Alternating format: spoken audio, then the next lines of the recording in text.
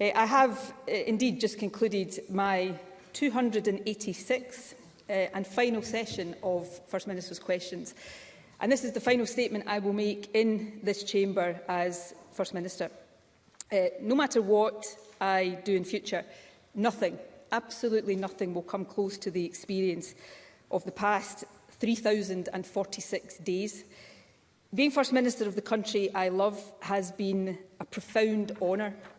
I have led Scotland through good times, but also through the toughest period of our recent history. Exactly 3 years ago today, I stood at a podium in St Andrew's House and I asked the country to stay at home. My thoughts today and always are with those who lost loved ones to COVID, with those who live still with long COVID, with our young people who lost out on so many of the normal experiences of growing up, and with everyone who endured the trauma of separation and loneliness. COVID shaped all of us.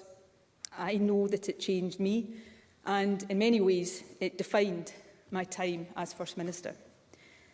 Above all, it reinforced in me an abiding admiration for the people of this wonderful country who made such painful sacrifices to keep each other safe. In the toughest of times, our country showed the best of itself, with love, care and solidarity, and that will live with me forever. Being First Minister has been variously, often all at once, challenging, exhilarating and exhausting. But every single day, without exception, it has been an utter privilege. I have set out already my reasons for stepping down now. I won't repeat them today. Suffice to say, I know in my heart that this is the right time. After more than 35 years in politics, 24 years in this Parliament, 16 years in government and more than 8 years as First Minister, it is time for Nicola Sturgeon, the politician, to make a bit of space for Nicola Sturgeon, the person. It's time for me to contribute in a different capacity to the causes I care so deeply about: gender equality, care experienced young people, climate justice, and always, until the job is done, winning Scottish independence. And no matter how difficult change may be, I know also that it is right for my party, the government and our country that I now make way for a new generation of leadership. I have made my fair share of mistakes in the past 8 years, and of course there are things I wish I had done better or differently. But overall and overwhelmingly, I am proud of what has been achieved. The doubling of early years education and childcare, the Scottish Child Payment, widening access to higher education with a record number of young people from backgrounds like mine now going to university, minimum unit pricing, a policy that is saving lives, a publicly owned, mission-driven national investment bank, and putting the climate emergency at the heart of all we do. Just a few of the many policies that I believe will have a lasting impact on our country. As the first woman to hold this office, advancing gender equality has also been very close to my heart. My cabinet has always been gender balanced. This Parliament legislated for free period products and strengthened the law on domestic abuse. And less tangibly perhaps, but just as important, no girl in our country now has any doubt that a woman can hold the highest office in the land. I heard a phrase the other day that really struck a chord with me. When women lift, girls rise.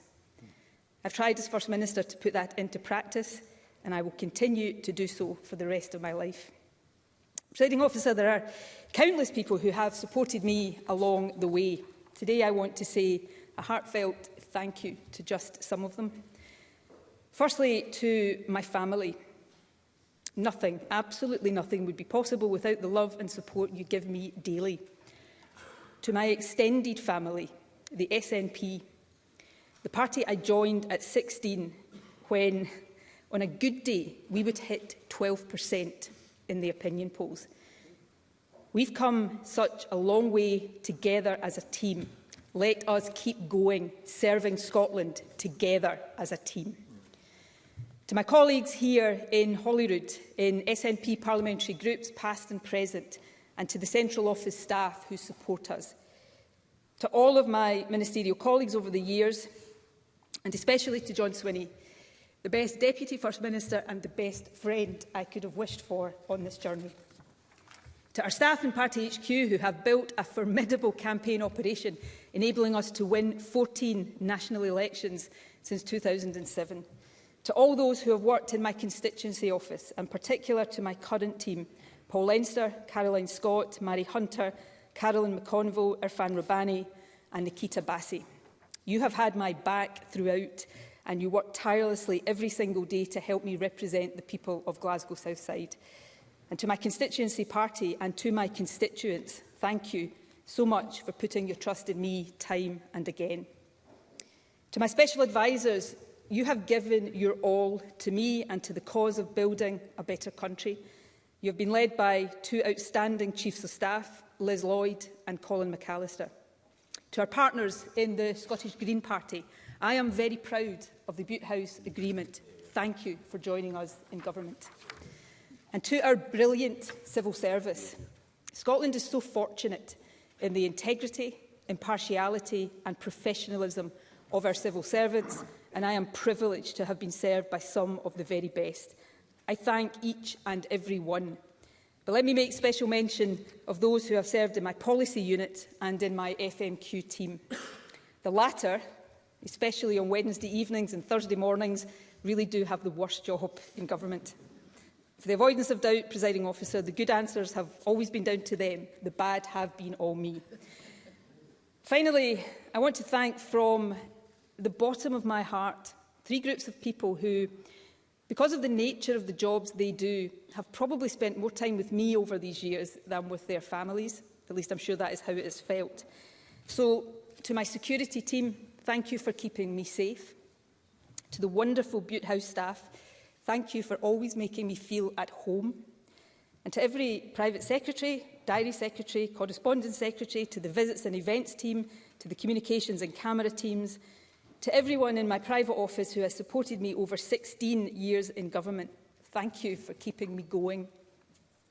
Obviously, I can't name everyone, much as I'd love to, but there are a few I do want to mention. My longest-serving Principal Private Secretary, John Summers, and the current incumbent, Chris Mackey. And last but not least, three very special people who individually and collectively have been with me for almost all of my time as First Minister. Three people who were the core of my team during COVID, coming into the office while others stayed at home to give me the support I needed to do my job. Nicola Dove, Patrick Crolla and Gary McGee. You three will never know how much your care, kindness and humour have sustained me over these years, and I am so going to miss you. Presiding Officer, as I come to the end of my last speech here as First Minister, some final reflections. To you, I am sure you're hoping for a new First Minister whose answers on a Thursday lunchtime are not quite as long-winded as mine. Thank you for your patience. To my colleagues across this chamber, robust debate and holding government to account are the hallmarks of what we do in here. That is as it should be, and let me thank those in other parties for that. But maybe, just maybe, we might actually enhance our democracy if occasionally we, all of us, treated each other with kindness too, if we remembered that we are opponents, not enemies. And to my successor, next week we will find out whose portrait will go alongside mine on the stairwell of Butte House.